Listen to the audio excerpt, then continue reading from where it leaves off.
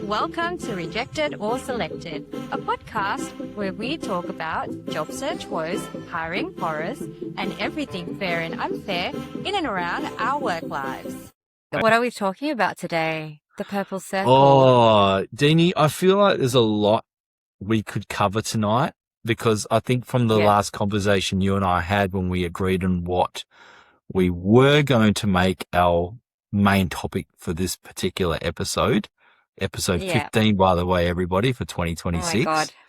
I know. Insane. I know. How did we do it, Simon? I'm so impressed. Well, it's because you've been carrying lots of espresso.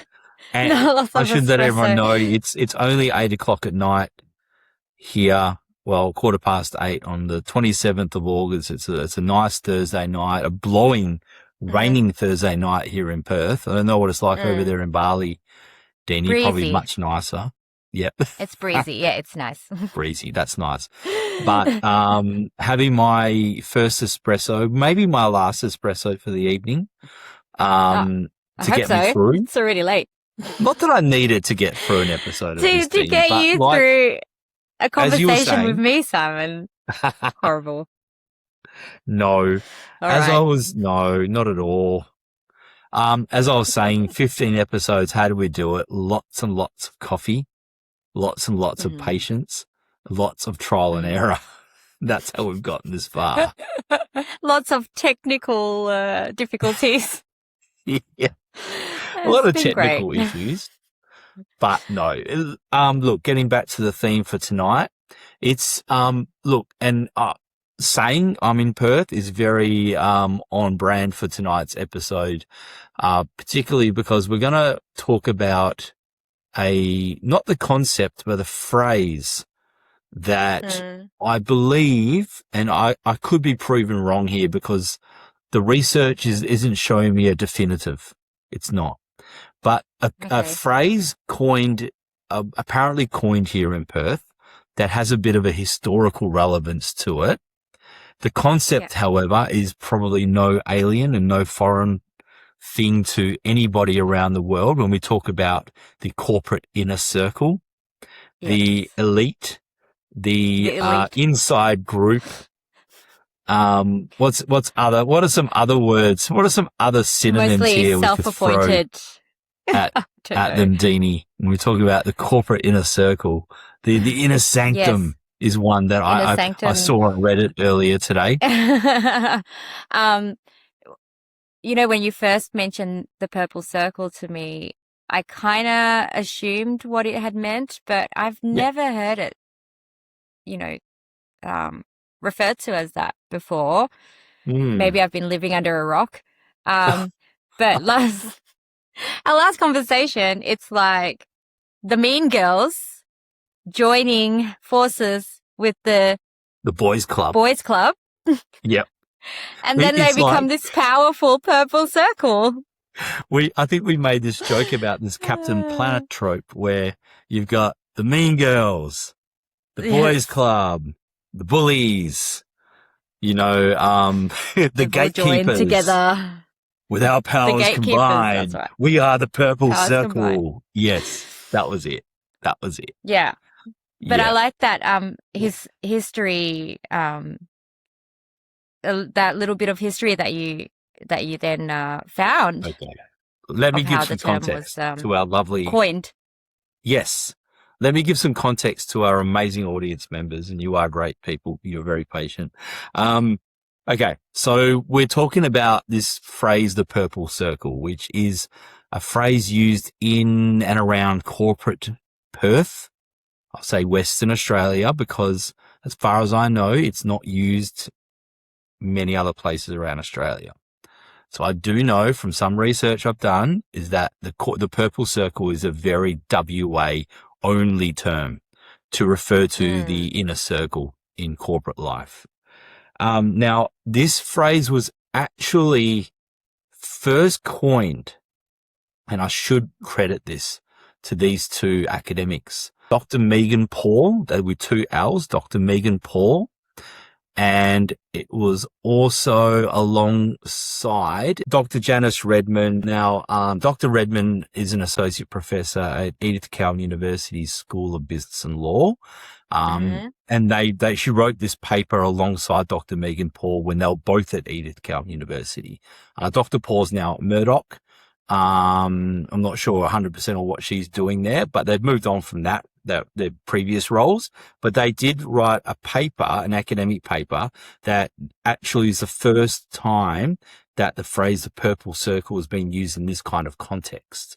Okay. Now, there are some claims here. They're not from the paper, but there are lots of claims around corporate Perth, particularly in the mining and resources sector, where people claim that the term the purple circle actually originates back to the late 1800s in Fremantle Prison here in Western Australia, where prisoners who were, I guess, well behaved and got preferential treatment and all the good jobs wore a purple ribbon to signify as such that they were getting preferential treatment. They're special. They're the well treated, preferentially treated prisoners. They're the favorites, basically. Yes. Yeah, they're part of a club. They're part of a group, which is what the Purple Circle is. It's a group, right? Yeah. It's an exclusive club. Now, that's a claim, and I'm not saying that claim is true. That has been passed off by a few people as myth and legend. A lot of other people say it goes back to just the pure fact that purple is a color associated with royalty. Because color, traditionally, years ago, was a very hard color to create, to obtain. Maybe even goes back to Roman times where the color purple was used in the nobility. So, look, whatever the etymology, whatever the history, whatever the story actually is, it doesn't matter. We use the term the purple circle to describe an inner group, an exclusive group of people in an organization or even in an industry as well, because some industries have their purple circles that aren't just organization exclusive. So it's that kind of exclusive group that is the gatekeepers to your career progression, essentially. A little bit of nepotism, but mostly a lot of favoritism and a lot of, executives playing their favorites, essentially. And I think to be part of that group, Deany, we're going to talk a bit more about this and other issues that happen alongside the purple circle. I think to be part of that group, you do have to be a bit of a yes man or a yes woman or a yes person in any regard. But you've also, because essentially the purple circle has someone that everyone gravitates around. And it's that kind of sucking up, that really, gets you into that inner circle in a way. Yeah. So, I mean, I would imagine the purple circle people would think that they're in that group because there's some kind of merit or, talent that they have. I would imagine. I don't know. But here's something that really gets they're talented at sucking up. That's a talent unto itself, and that's something that I think playing the game anyone can do, but a lot of us choose not to because that's not us. And I think it does take a certain type of person, unfortunately, to be okay with that, or to just bite the bullet and say, I'm going to do whatever it takes to progress my career. Because there's a blocker. Right now, my career progression is only getting so far. And I've got to say, women, you've got it a lot harder than us men, especially when it comes to the purple circle, which is why I really hate it when I see there are a lot of women in these purple circles. And it really, what really examples do you have potentially? I'm not going to give specific. But I will call out a couple of industries, especially here in WA today, and I don't really care calling out these industries and because I know people personally who have been impacted by the purple circles. The talent acquisition recruitment industry in WA is absolutely chock full of its own. It's a purple circle unto itself, right? And I'm not talking agency recruitment. I mean the internal recruiters, the talent acquisition specialists. It's kind of a In a dying specific industry. agency? What was that? Sorry. In the actual agency, like like the company's own Yeah, the talent? company's own internal recruitment, working Hiring, alongside HR and recruitment.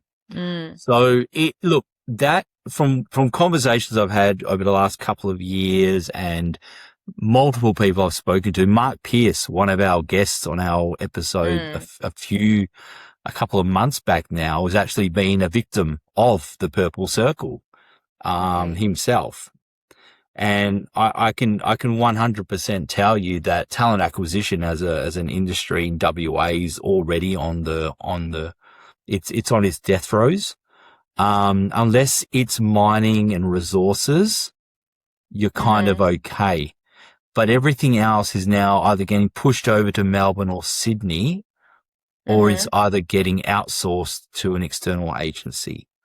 And the thing is, and we talked about this if you go even further back, Deany, that whole episode about strategy and culture. Yes. And it's because a lot of these organizations, no matter how big they are, might be based in WA, might be HQ'd over East. A lot of them are losing sight of that long-term strategy. And so the first kind of people to go are the talent acquisition and the recruiters, because they're seen as just overhead. This is just pure admin. Non-essential. They're not essential. The non-essential staff. It's admin. We're not saying that they're not essential. No. The companies are treating it as such. Yes. Good save. Thank you. I should clarify. We in no way, especially from our conversation with Mark, especially conversations I've had personally with other people in talent acquisition. And even when I was a recruiter, conversations I'd have with people in, that it's certainly not an overhead. It's certainly not an admin role. We know from that conversation with Mark, recruitment is not admin. There is a lot involved in that job. That's one industry. I should probably get out of the way. If you want an example, it's definitely the recruitment and talent acquisition industry in WA. But not just industries. A lot of organizations have their own purple circle. And look, I'm going to throw it out there because I no longer work there and I don't think I'll ever want to venture back there anyway. But famous last when words. I was at, what was that? Famous last words. Famous last words. I know. No, I'm going to call it that anyway. When I was at Watercorp, it was very well known for having a pretty rigid purple circle over there. And it's one thing that I've also come to know that many other government owned utilities are very similar. Look, we just had 2 weeks ago, I'm not sure if you saw it, Deany, because you're not in WA at the moment, but we had it was in the news at Western Power. There was some cultural issues going on at Western Power, and there was someone who was let go of, and there was some very serious allegations. And I'm not 100% surprised. I mean, I'm absolutely disgusted, but I'm also not surprised, and that's the disappointing thing. I'm not surprised that that has happened in an organization like that. Okay, just some details. Like, was the person who was let go part of a purple circle, or were they let go because potentially there's a purple circle that's not really supportive of them? There's 100% a purple circle there, but at the same time, the fact that this particular person was a very well-known bully who was being protected by that group. So here's where we have an issue. This isn't just, allegations of there's a group that's not letting me, talk to them or they're excluding me kind of thing. This isn't high school, right? This is actual real world when there is a group that is basically stalemating your career, that is not letting you progress any further because they have their favorites, because they play favorites, and because they are the favorite of the executive. Okay, so basically this group controls opportunities. So if you're 100%. part of the group, then you would get more opportunities. Is that what you're trying to Yeah. say? Yeah, 100%. Mm. 100%. And the thing is, sometimes there are people who might be part of, because it's not, you don't get a card saying you're now a member of the Purple Yeah, Circle. register here. People may be, Membership. yeah, it's not like you're becoming a Mason or something, you know. Um, you, you might be part of this inner circle, this Purple Circle, and Yeah. not actually even know it, just because Yeah, yeah. you might have certain talents that they think, oh, we could definitely use someone like that. Yeah. Um, Yeah, yeah. yeah.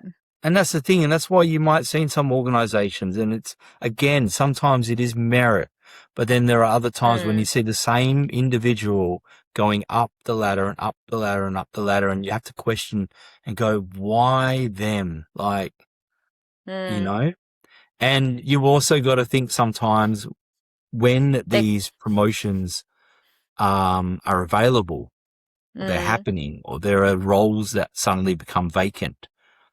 Um, the hiring managers, the people have already got someone in mind.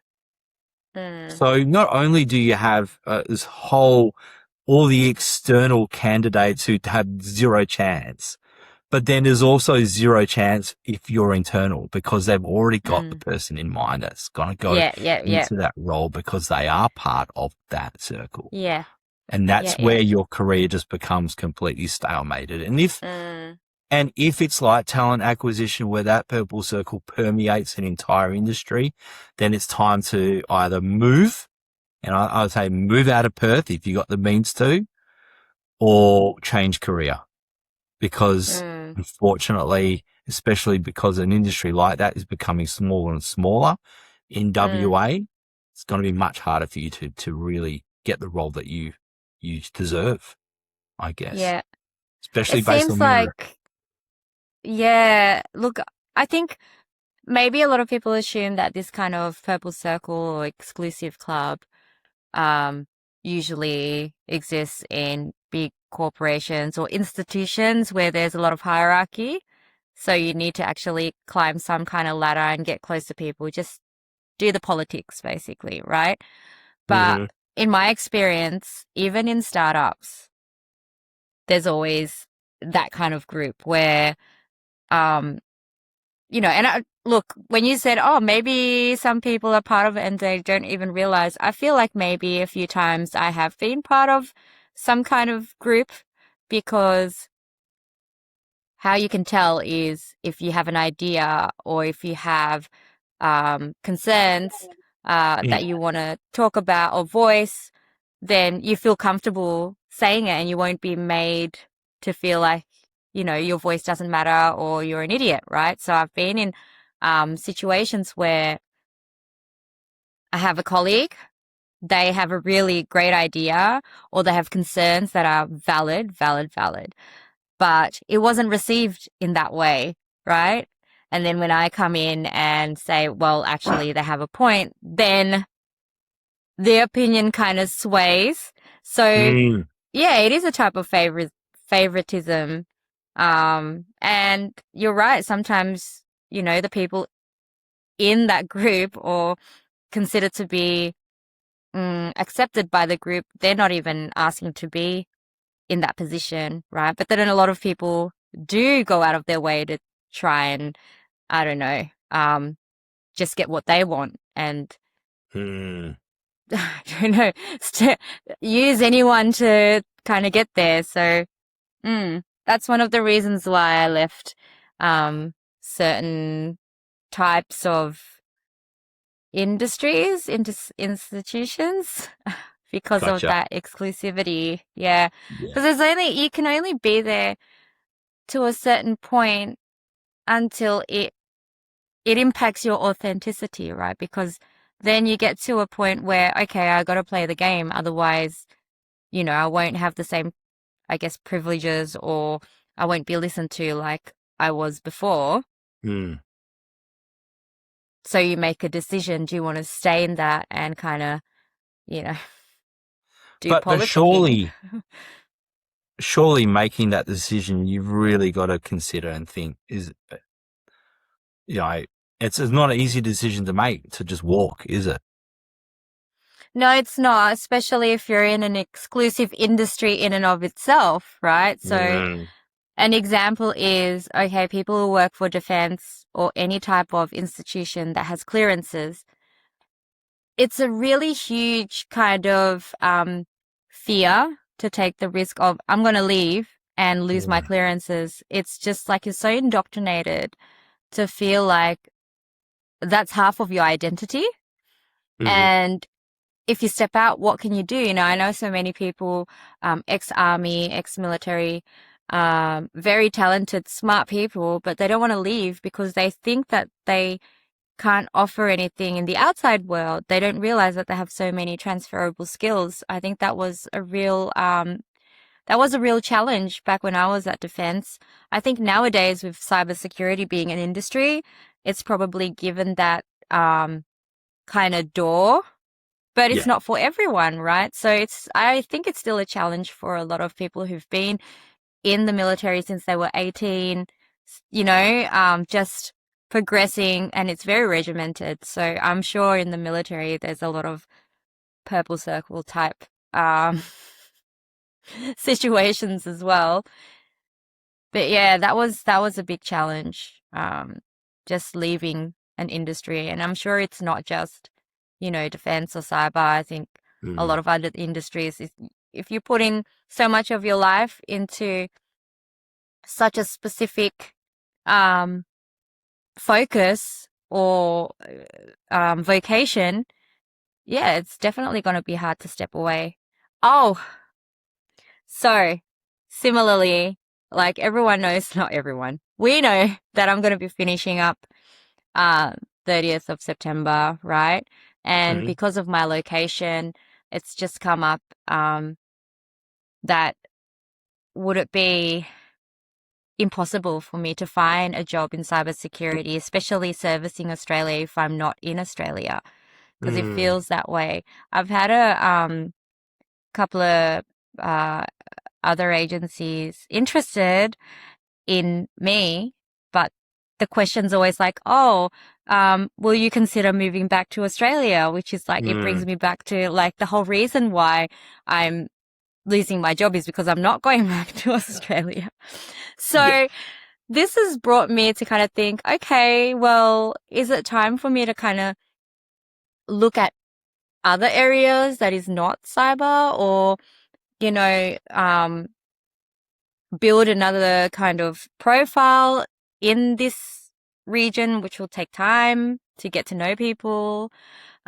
And then I came across this, you must have seen it. I came across this reel of um, this Adobe engineer who's been with Adobe, software engineer for 25 years. And he was part of the redundancies, right? And 25 years as a software engineer at such a, I guess, established brand, you would think, oh, be easy for you to find another gig, right? Mhm. It was so hard. He couldn't find anything for a whole year, hundreds, if not thousands of applications, rejected, rejected, rejected. And finally, he just decided, I'm going to be a bus driver. And now he's a bus driver. Oh, wow. Do I need to try and get a bus driving license now? Hey, I well, don't know. that's not ever rule anything out. I mean, No, but I I, mean, okay, mm, just tying it back to it's such a wide kind of ranging topic, but mm, potentially, there is a selection process of who you're going to make redundant and who you're going to give chances, right? mhm. Um, I don't know what the reasons are. I mean, a lot of people got made redundant. So for him to be part of that, I mean, could it be that there was a purple circle, picking and choosing who gets to stay and who has to go? Or I don't know. Well, Who it's knows?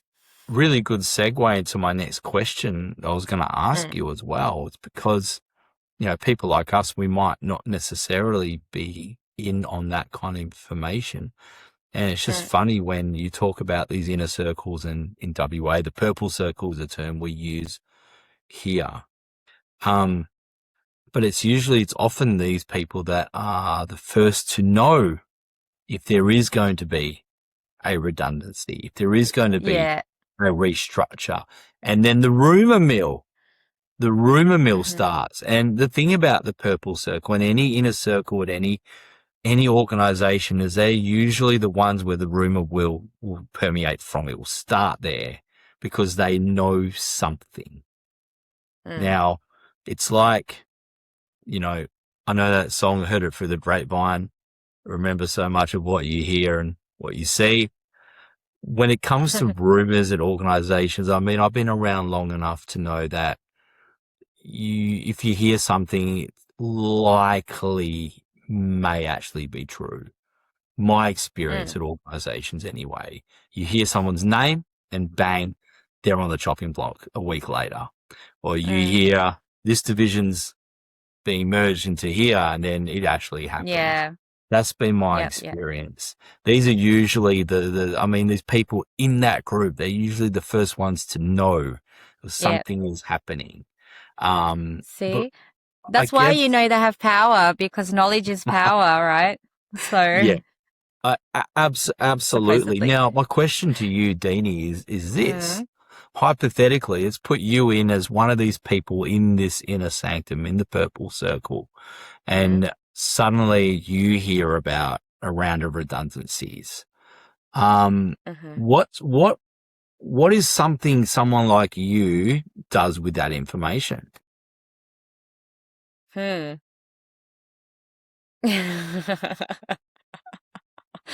to put you on the spot too much today.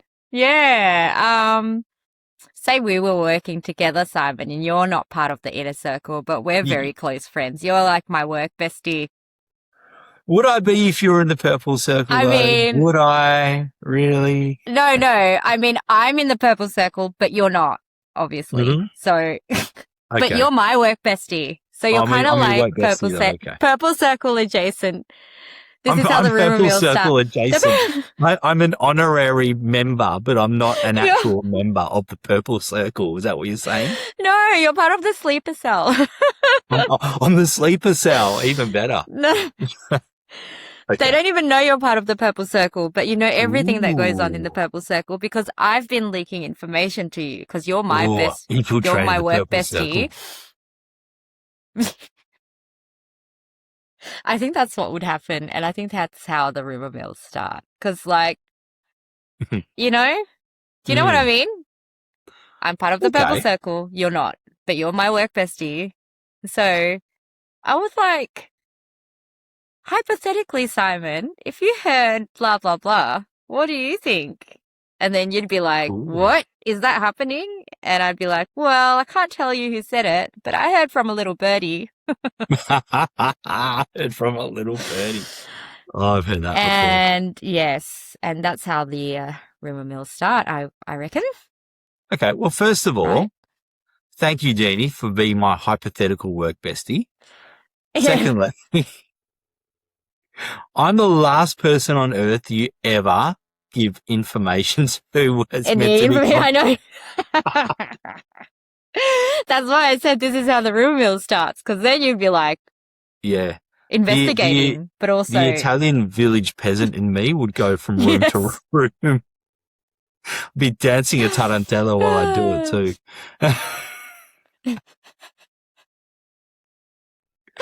Oh my God, with a little trumpet. Like, got news. Let's go back a bit though. Okay. Let's say you started at a new job, new workplace, new environment. 6 weeks in, what are some things that our listeners should look for if there is a purple, what are the clues that give away there's a purple circle in this organization and I'm not part of it? Not that you would want to do. I mean, maybe yet, because they've only started the job. They've only been in the job for 6 weeks. There's still time for you. You can join the purple circle if you play it right. Yeah. Do a I bit would of that. say if that person's I meant as in sucking up, not. Yeah, that could be taken really bad. Let's just leave it there. oh, what was that? Um, Yeah. if this person's name comes up a lot when it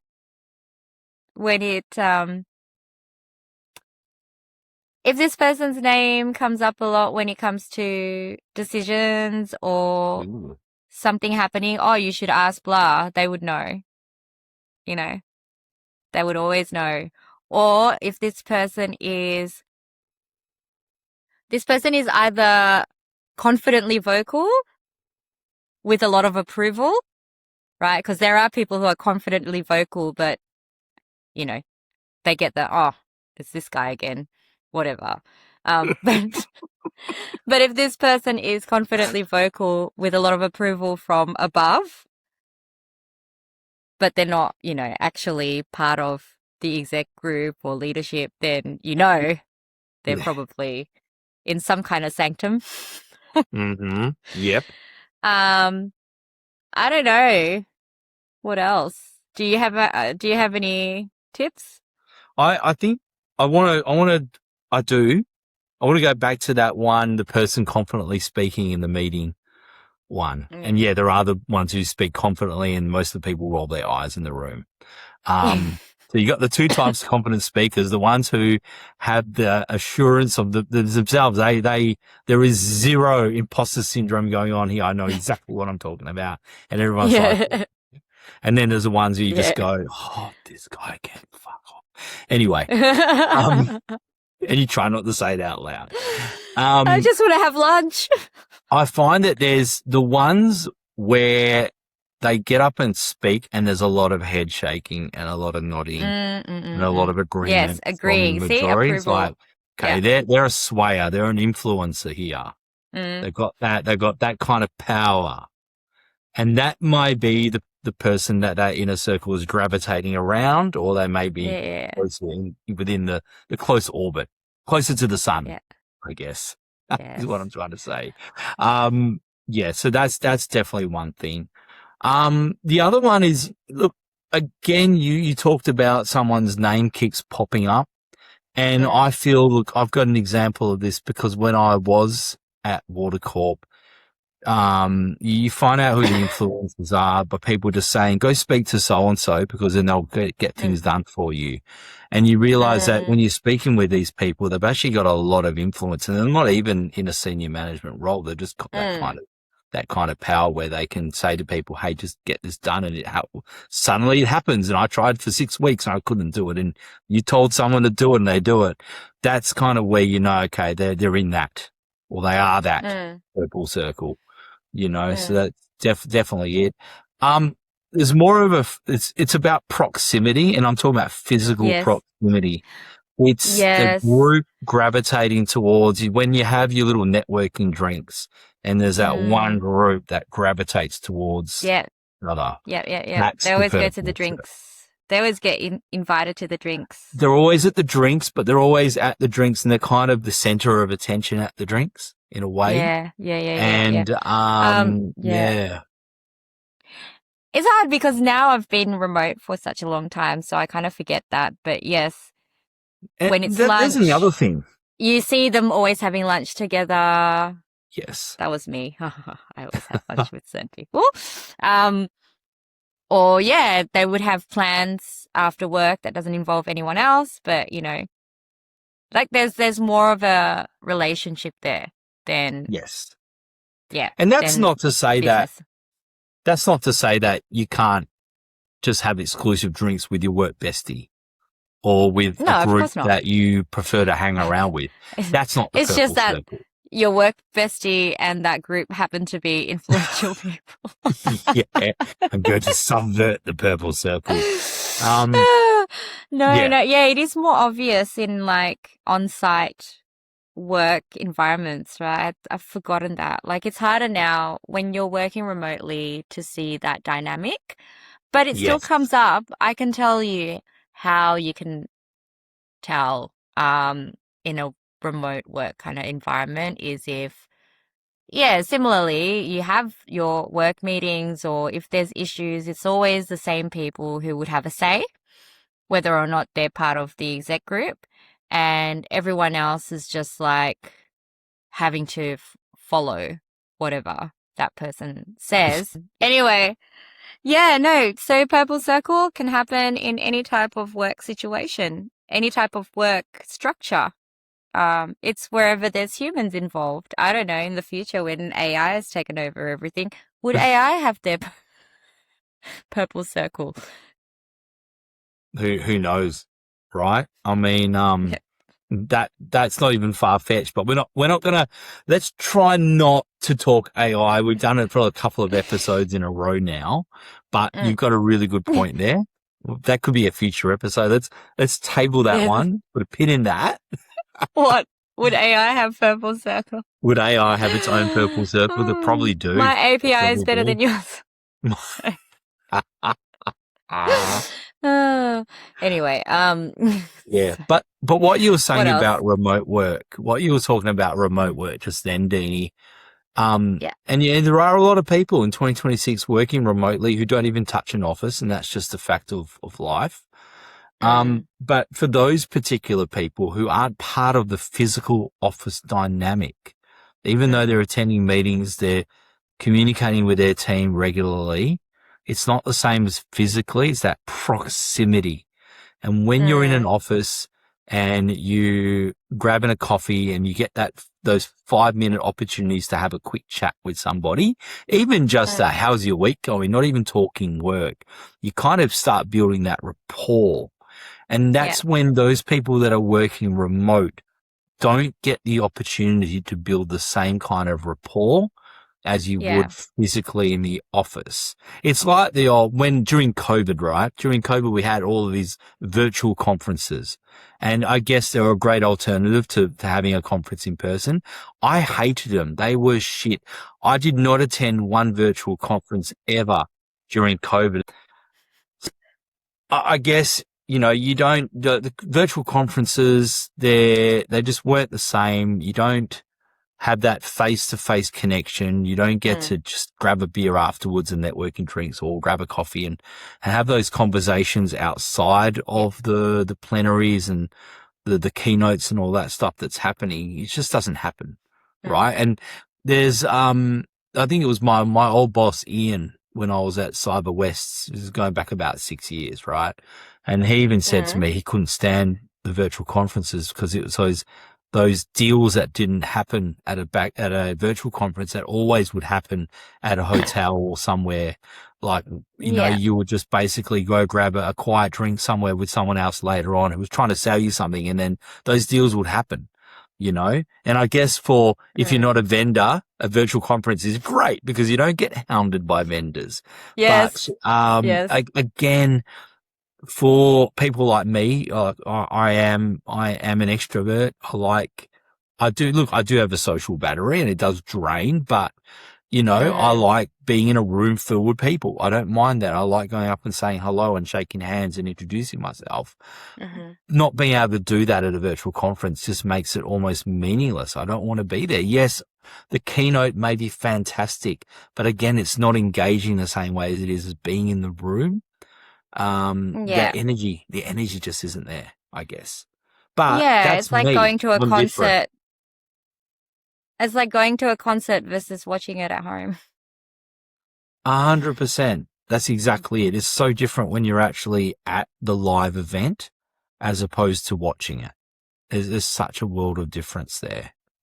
Anyway, going back to purple circles, but as I was saying, working remotely, it's hard. It's almost impossible to get into that purple circle and become a part of that unless you've already been a part of that corporate culture for a long time. You were physically in the office at one point beforehand. Yeah. Very tough. Yeah. As a newbie and you're constantly remote and you've never met your team in person, it's impossible to become part of that purple circle. The best thing about where I work, because we're very decentralized, and a lot of decentralized organizations where you may have multiple offices around the country, and Australia is a very big country. So we're all quite spread apart, where It's the size of every Europe. office isn't, yeah, and every office isn't very big anyway. So there are a lot of people that will work from home a couple of days a week and then in the office, and then we're all kind of close with the people we share the office with anyway. And then we're kind of close in our own little teams that we have, you know, over in each capital city. So it's for an organization like where I work, and a purple circle, luckily, is almost impossible to create, for that very reason. And again, I bring it back to that physical proximity is a really big enabler of the purple circle. And that's why some industries like mining and resources has its own purple circle in WA, because everyone in mining and resources knows everyone else in mining and resources. So it's almost like that little village unto itself. Well, it's a giant village, but it's still got that village mentality inside Perth, which is a big city with a very village mentality anyway. So it just makes it even worse and exacerbates that. And so going back to the talent acquisition and recruitment industry in WA is nothing like what you would see in Victoria and New South Wales, because Western Australia still has a very small town mentality. Everyone knows everyone. If you work in one industry, you know everyone in that industry. And it's very hard, because if you do burn a bridge in that industry or you cross the purple circle, you have a black mark against your name. And unless you move to Melbourne or Sydney or change careers, as I said earlier, it's going to be very difficult to bounce back. Or start your own business. Or be a bus driver. Or become a bus driver. Or start a media company. I don't know. Yes. Deany. Or, and cheap plug, you can start a second podcast. Yes, 1979. Yeah, that's right, 1979. Find it. It's on Spotify. It's on Spotify. It's on Apple now as well. It's on iHeartRadio. Yes. Check it out wherever you get your podcasts. Dean, if you allow me just a few seconds. 1979, I think you remember, Dean, it was an episode way back at the beginning of this year where for some reason I mentioned I love the movies of 1979, and I think you asked why, and I was mentioning one of those films as an example for what we were talking about. And that kind of got me thinking, okay, you know what? You really enjoy the movies of this year. Why don't you just do something about it and start a podcast? Such a great idea, Simon. Very niche. So happy for you. Thank you. It's niche. I like niche. Niche is good. Yes. So check it out if you like. If you're a film buff, if you're a historian, if you like history, because I tie the two together. 1979 looks in depth at the movies released in 1979, gives them the cultural, political, and kind of environmental context of that year, and explains why the movies were the way they were. That's all I'll say. Plug over. Sorry. Yes. Or if you just want to listen to Simon talk, then no one just wants that. Just get on it. If you want to go to sleep, if you want to go to sleep, listen to 1970. I know some. So I don't know if it's Kindle or whatever, but there's a book, and is it Matthew McConaughey? It's like he's got a great voice. Like reading is the voice of the book, and you know, obviously, all the millennial ladies are like, oh. I don't think it's just the millennial ladies going to sleep. All of the other ladies and gentlemen. So, you know, that could be your podcast as well. I should get Matthew McConaughey on as a guest. Oh, that would be amazing. That would be amazing. That would just go viral. That would be the one time Nabil will be watching our podcast, I reckon. He's such a fan of Matthew McConaughey. Oh my God. We're getting so far off track, but I don't mind that at all. That's fine. I'm going to start a podcast talking about Matthew McConaughey movies. Sorry.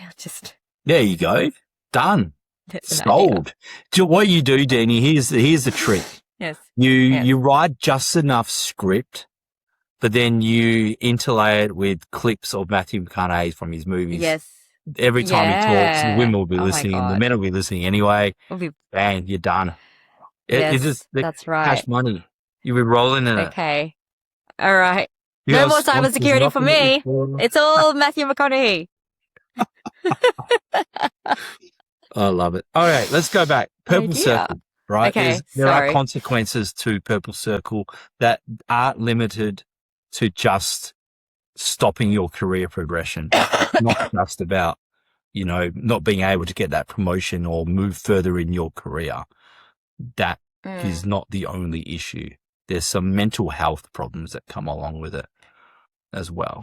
As with any kind of personality or political issue in the workplace, it can cause our own well-being and our mental health to decline.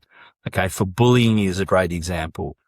Being a victim of, bullying tactics and harassment at work, where the people that are the perpetrators of this are people in a position of power who can kind of, and I'll say it, make or break you. Okay. When you speaking up is something that culturally would be the death of your career at that organization. Even though a lot of organizations will claim to say we have a no bullying policy, that's part of our culture. We're all about people, about diversity, inclusivity. More often than not, and we've talked about this before, Deany, that is just written. Those are just words. There is no action behind that whatsoever. So there are organizations that culturally, and this is a link, the organizations that culturally create the purple circle are the same ones that will break your career for speaking out against it. Okay. The reason these purple circles are created in these organizations, they don't happen just by chance. The culture at an organization allows this to be a thing. Yeah. That inner circle takes place. It's not something that naturally will just happen at any organization unless the organization allows it to actually happen. And as we've said before, culture comes from the top down. And we talked about this in our last episode about the big four consulting companies. A lot of that, those cultural issues and those legal issues were because of a toxic culture from the top down. This is the same reason bullying still happens, sexual harassment still happens, and why people in the workplace are more and more taking time off for mental health and their own well-being. And in Western Australia, I'm not sure about the rest of Australia. I know it still is an epidemic, but in Western Australia, because we've got such a boys' club in our mining sector and because we have such a purple circle in our other industries as well, we have probably a higher level of people taking that time off because these issues are just getting to them and impacting them. Well, Deany, I think we've talked about all we could probably talk about as far as the purple circle goes. For our listeners, the purple circle, as I said, it's a very West Aussie term. It's really not used across Australia. So it is geographically quite unique, but we do hope that you employ this terminology in your own workplace. We want to hear about your purple circle. Does your workplace have a purple circle? We've given you a label. Use it. Yeah, exactly. We've given you a label. Go forth and prosper. But no, seriously, it's great to actually talk about this because it is very, very common everywhere. And as Simon was saying, with the mental health impact that it would have on people who are not part of the circle, or maybe who were part of the circle and somehow, became exiled out of the circle, to have a group of people have that much sway over how you progress in your own career and have the power to kind of take away any recognition for your hard work, that would definitely impact your happiness It's basically a toxic setting, right? So, which brings us to our anonymous confession. Simon's going to read out the anonymous confession. Thank you for the reminder, anonymous Deany. confessions. So I'm going to read out this week's anonymous confession. This was literally sent in one day ago, and it's a juicy one. So that's why I've decided we're going to go with this one today.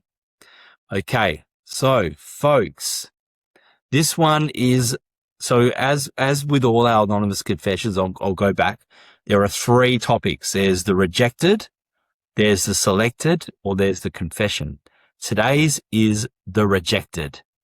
And this, the title is so, it just describes itself, unfair dismissal. So this anonymous person has written in unfair dismissal, and they're spilling the tea. Here's what they've said. Okay.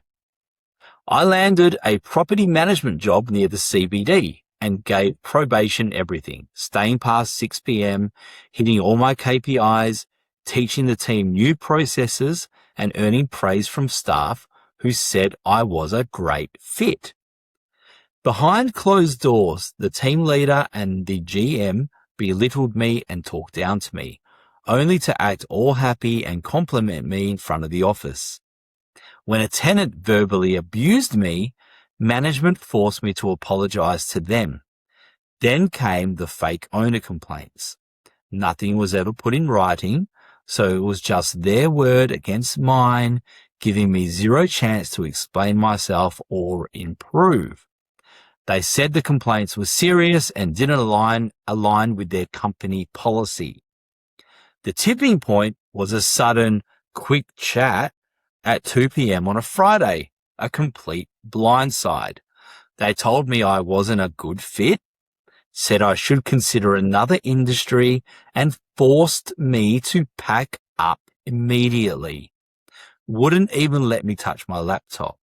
The team leader forbade anyone from speaking to me and made sure no one came near me like I was a criminal, while the GM hovered over my desk, telling me to pack faster.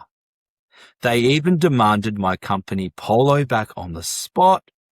Lucky I had a long sleeve t-shirt on underneath. Gets worse. With the whole office frozen in silence, I was ushered out, made to feel like a complete piece of shit. I consider myself a pretty tough bloke, but carrying the weight of a baby on the way, wife was 38 weeks pregnant, working my ass off to provide, and then being systematically broken down, lied to, and humiliated by toxic power trippers completely broke me. I burst into tears on the way out. My workmates came running after me, I'm glad they did, and consoled me while the team leader was telling everyone to come back inside. Holy crap. What they did to me backfired on them because the staff I was working with eventually all quit. So we'll keep going down. So that's in the real estate industry. What did they learn? Okay. So what they've learned.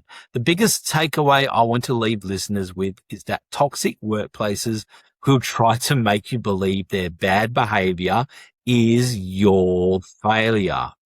When managers use ambushes, secret meetings, and mind games instead of proper feedback, it's not a reflection of your work ethic, or your capability.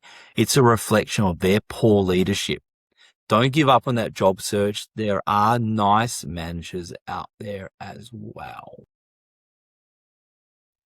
Well, that is this week's anonymous confession, and looks like, unfortunately, folks, Deany has been experiencing some severe technical difficulties this show. I know we joked about that at the beginning of the show, but she's had to now permanently drop off for the rest of the episode, unfortunately. But something a little bit more serious and a bit more important, I should say, we did touch on some subjects tonight that can be distressing, and we did talk about people's well-being and their own mental health. So look, if you are experiencing a mental health crisis, please call Lifeline.